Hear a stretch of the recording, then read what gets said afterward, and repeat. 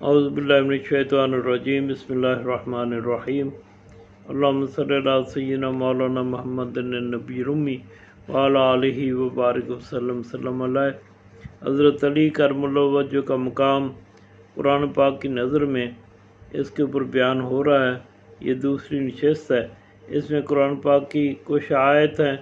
جن کی شان نزول اور تشریح ہے جو حضرت علی کرم اللہ وجہ کے شان میں نازل ہوئی ہیں۔ ویسے تو ابن عباس رضی اللہ تعالیٰ عنہ کہتے ہیں کہ 300 آیتیں ایسی ہیں جو حضرت علی کرم اللہ وجہ کی شان میں قرآن پاک میں آئی ہیں، تو اس میں کچھ آیات کا یہ ترجمہ اور تشریح ہم انشاءاللہ پیش کریں گے۔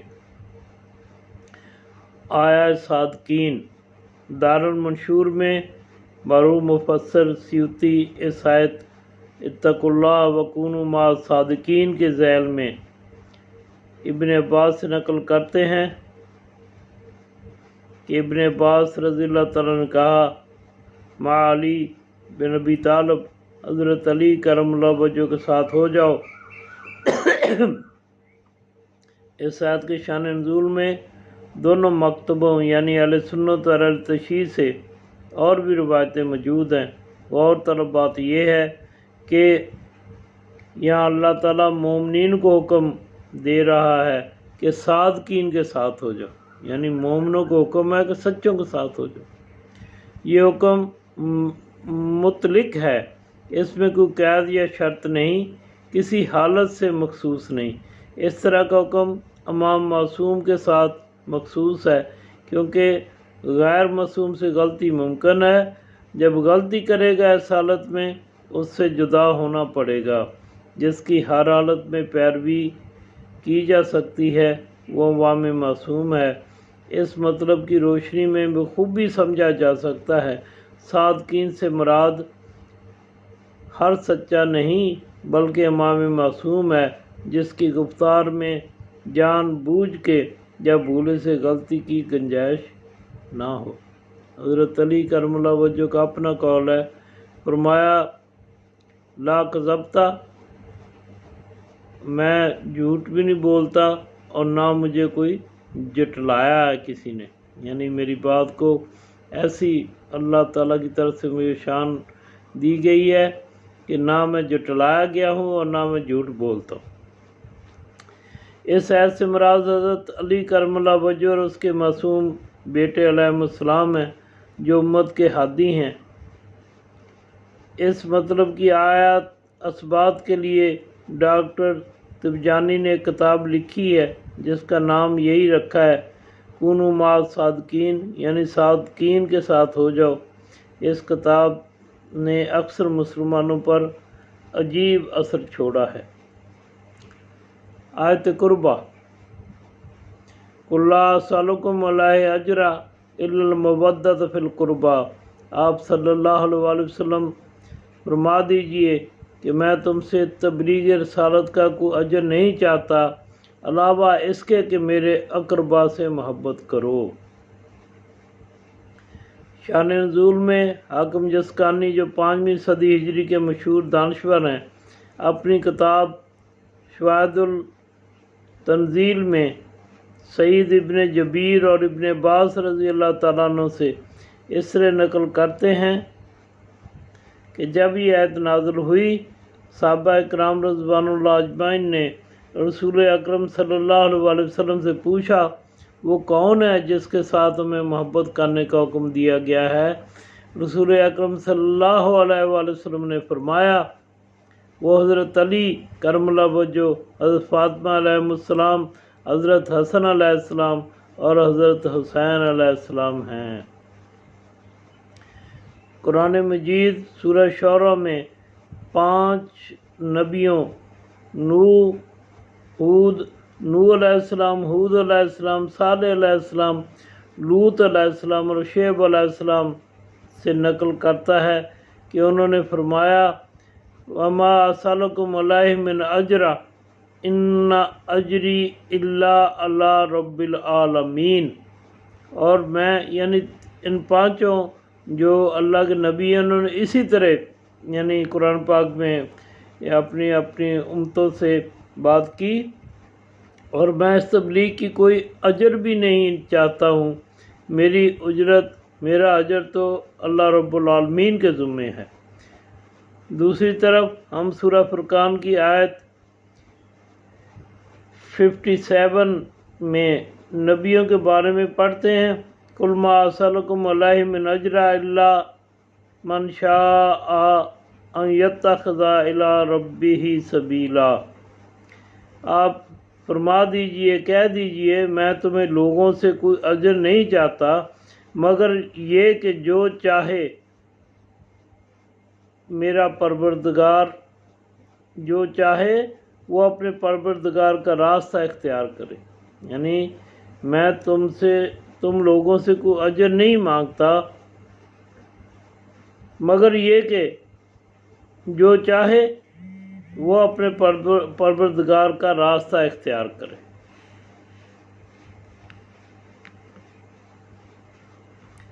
اور پھر سورہ سبا کی یعنی 47ویں آیت میں رسول اکرم صلی اللہ علیہ وسلم کا ارشاد فرماتے ہیں کہ کہہ دیجئے میں جو اجر مانگ رہا ہوں وہ بھی تمہارے لیے ہے، میرا حقیقی اجر تو اللہ پروردگار کے ذمہ ہے اور وہ ہر شے کا گواہ ہے۔ اب سوال یہ ہے کہ ان چاروں باتوں کا جمع کرنا کیسے ممکن ہے؟ کیا رسول اکرم صلی اللہ علیہ وسلم میں اور دوسرے نبیوں میں تضاد پایا جاتا ہے؟ اس سوال کے جواب میں یوں کہنا چاہیے، ان آیتوں کا دقیق مطالعہ سے یہ نتیجہ نکلتا ہے کہ رسول اکرم صلی اللہ علیہ وسلم نے بھی اپنی رسالت اور تبلیغ کے بدلے میں اپنی ذات کے لیے کچھ نہیں مانگا بلکہ اپنی جو اہل بیت ہیں ان کی قربت کی محبت کا تقاضا کیا، جو اللہ تعالیٰ تک پہنچنے کی مودت کا تقاضا ہے، یعنی اللہ تعالیٰ کے تک پہنچنے کا راستہ ہے، اس چیز کا حضور پاک صلی اللہ علیہ وسلم نے تقاضا فرمایا کہ میرے اہل بیت سے مودت اختیار کرنا ہے جی۔ یہ 100% انسانوں کے نفع کی بات ہے، کیونکہ مودت مسئلہ امامت اور خلافت اور رسول اکرم صلی اللہ علیہ وسلم کی جانشینی کا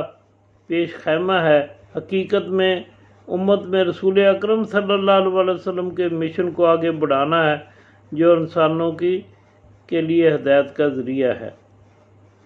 آیت تطہیر، انما یرید اللہ لیذھب عنکم الرجس اہل البیت ویطہرکم تطہیرا۔ بس اللہ کا ارادہ یہ ہے کہ اے اہل بیت علیہ السلام کہ تم سب سے ہر برائی کو دور رکھے اور اس طرح پاک و پاکیزہ رکھے جو پاک و پاکیزہ رکھنے کا حق ہے۔ آیت تطہیر اہل بیت علیہ السلام کے فضائل میں ایک چمکتا ہوا ستارہ ہے۔ اس میں بلند مطالب اور فائدے کے نکات ہیں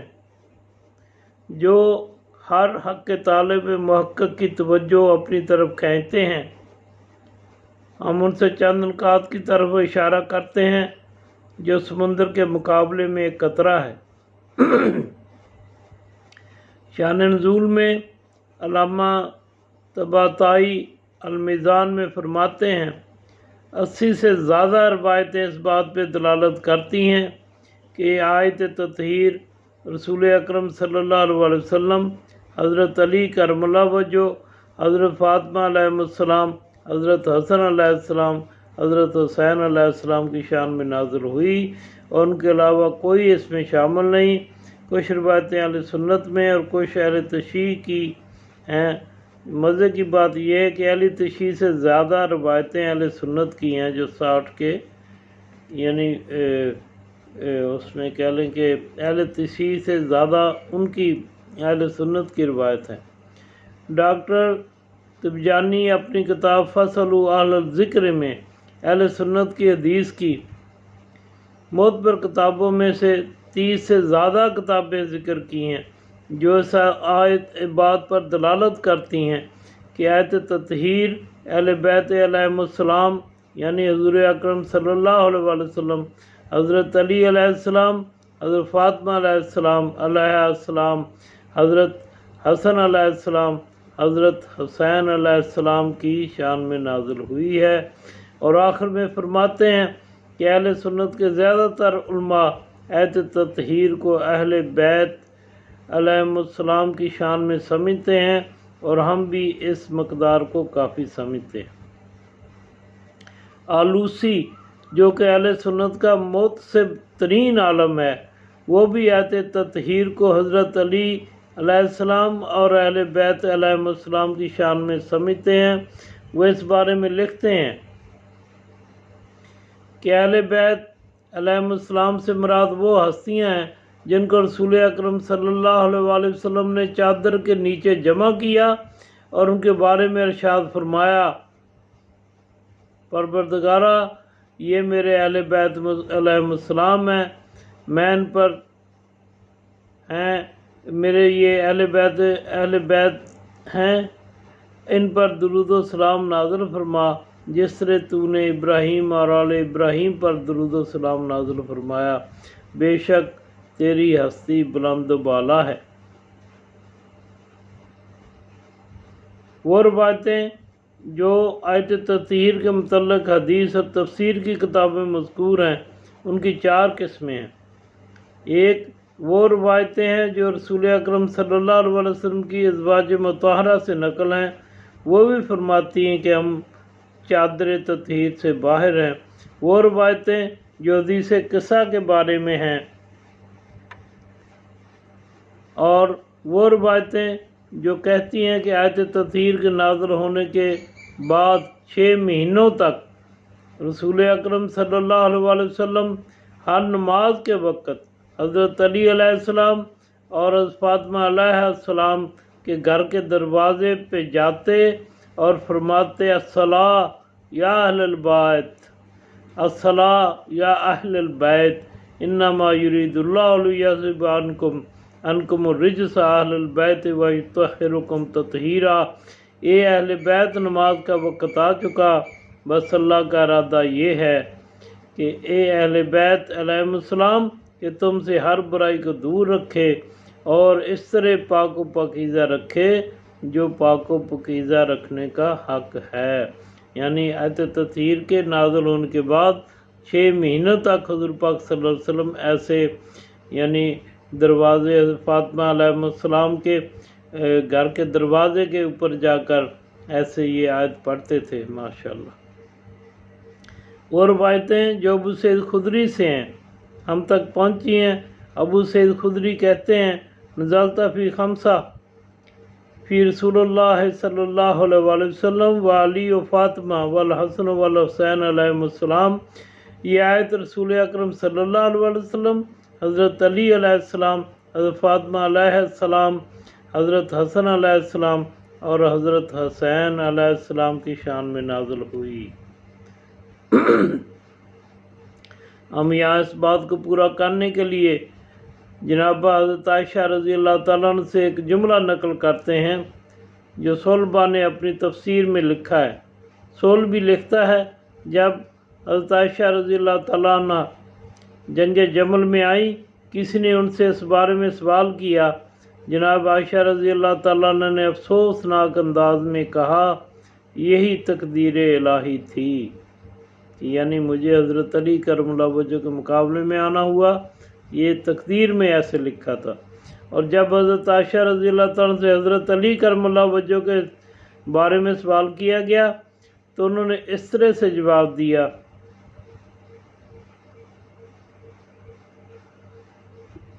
انہوں نے اس طرح فرمایا کہ مجھ سے اس شخص کے بارے میں کیا پوچھتے ہو جو رسول اکرم صلی اللہ علیہ وسلم کا محبوب ترین شخص ہے۔ میں نے اپنی آنکھوں سے دیکھا حضرت علی علیہ السلام، حضرت فاطمہ علیہ السلام، حضرت حسن علیہ السلام، حضرت حسین علیہ السلام کو رسول اکرم صلی اللہ علیہ وسلم نے ایک چادر میں بلا کر ارشاد فرمایا، یعنی چادر ان کے اوپر دے کے اپنے پاس کھڑے کر کے فرمایا، خدایا یہی میرے اہل بیت السلام ہیں، علیہم السلام ہیں، یہی میرے حامی ہیں، پروردگارا ان سے رجس کو دور فرما اور اس طرح پاک کر دے جس طرح پاک کرنے کا حق ہے۔ میں نے عرض کیا، یا رسول اللہ صلی اللہ علیہ وسلم،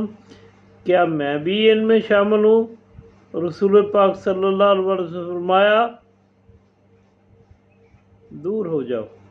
تم نیکی پہ ہو پر اہل بیت علیہ السلام میں شامل نہیں ہو۔ آیت مباہلہ۔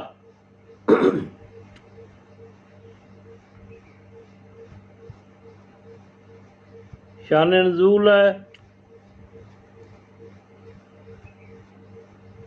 جو اسلامی روایتیں محدثین و مفسرین نے نقل کی ہیں ان سے سمجھ میں آتا ہے کہ جب یہ آیت نازل ہوئی آیت مبالغہ کے متعلق، رسول کریم صلی اللہ علیہ وسلم نے نجران کے مسیحیوں کو مبالغہ کی دعوت دی۔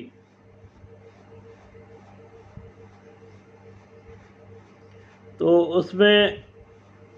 یعنی اس کا اگر ترجمہ ہم دیکھیں آیت کا تو اس میں اس طرح فرمایا کہ پیغمبر علیہ السلام علم کے آ جانے کے بعد جو لوگ تم سے کٹ حجتی کریں ان سے کہہ دیجئے کہ آؤ ہم لوگ اپنے اپنے فرزند، اپنی اپنی عورتیں اور اپنے اپنے نفسوں کو بلائیں اور پھر اللہ کی بارگاہ میں دعا کریں اور جھوٹوں پر خدا کی لعنت قرار دی، یعنی اللہ نے جھوٹوں پر جو ہے وہ لعنت کی ہے، لعنت اللہ علی الکاذبین۔ لغت میں ابتحال کے معنی کسی فرد یا حیوان کو اس کے حال پر چھوڑنا ہے۔ اسلام میں ابتحال کے معنی نفرین کرنا ہے اور مبالغہ کے معنی دو شخصوں کا ایک دوسرے پر نفرین کرنا ہے۔ اس معنی کے مطابق جب دو شخص دینی مسئلہ پہ گفتگو کریں اور کوئی زبانی دلیل کام نہ آئے تو دونوں ساتھ مل کر اللہ تعالیٰ کی بارگاہ میں درخواست کرتے ہیں کہ پروردگارا جھوٹے کو ذلیل اور رسوا کر دے۔ اس آیت کی شان نزول میں جو اسلامی روایتیں محدثین و مفسرین نے نقل کی ہیں ان سے سمجھ میں آتا ہے کہ جب یہ آیت نازل ہوئی رسول اکرم صلی اللہ علیہ وسلم نے نجران کے مسیحیوں کو مبالغہ کی دعوت دی۔ عیسائی علماء نے ایک دن کی مہلت مانگی تاکہ اس بارے میں غور و فکر کریں۔ اسقف جو ان کا بڑا یعنی عالم تھا مسیحیوں کا، اس نے ان سے کہا اگر محمد صلی اللہ علیہ وسلم اپنے لوگوں کے جو مسیحیوں کا ایک سمجھو وفد تھا ان سے اس نے کہا اگر محمد صلی اللہ علیہ وسلم اپنے خاندان اور بیٹوں کے ساتھ آئے تو مبالغہ نہ کرنا، اگر اپنے صحابہ کرام کے ساتھ آئے تو ان سے مبالغہ کرنا، کیونکہ صورت میں وہ حق پر نہ ہوں گے۔ اگلے دن رسول اللہ صلی اللہ علیہ وسلم اس صورت میں آئے کہ حضرت علی علیہ السلام کا ہاتھ رسول اکرم صلی اللہ علیہ وسلم کے ہاتھ میں تھا، حضرت حسن علیہ السلام اور حضرت حسین علیہ السلام ساتھ تھے، حضرت فاطمہ علیہ السلام پیچھے تھیں، اور دوسری طرف سے مسیح اپنے اسقف اعظم کے ساتھ آئے۔ جب انہوں نے رسول اکرم صلی اللہ علیہ وسلم کو چند افراد کے ساتھ دیکھا تو پوچھا یہ کون ہے؟ کسی نے جواب دیا ان میں سے ایک رسول اکرم صلی اللہ علیہ وسلم کا چچا زاد بھائی اور داماد ہے،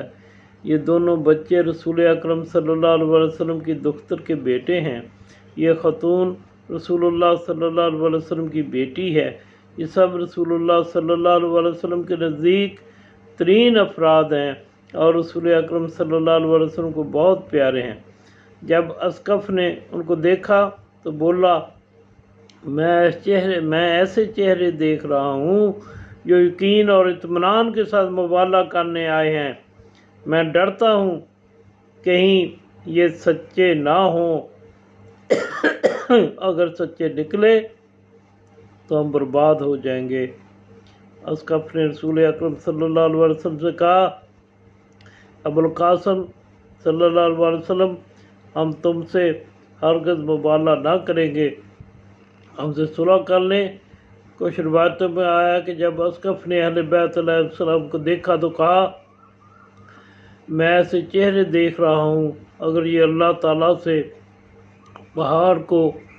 اس کی جگہ سے ہٹانے کی دعا کریں تو ضرور ضرور ایسا ہوگا، مبالغہ نہ کرو ورنہ ہلاک ہو جاؤ گے۔ صحیح مسلم میں اس طرح لکھا ہے کہ معاویہ نے سعد ابن وقاص سے پوچھا، تم حضرت علی کرم اللہ وجہ پہ لعنت کیوں نہیں کرتے؟ سعد نے جواب دیا، 3 چیزوں کی وجہ سے، جنگ تبوک میں حدیث منزلت کی وجہ سے، یعنی جب حضرت پاک صلی اللہ علیہ وسلم نے حضرت علی کرم اللہ وجہ کو پیچھے چھوڑا مدینے میں، تو انہوں نے حضرت پاک صلی اللہ علیہ وسلم کے حضور میں یعنی بڑے اپنے دل کے دکھ کے ساتھ عرض کی، یا رسول اللہ صلی اللہ علیہ وسلم،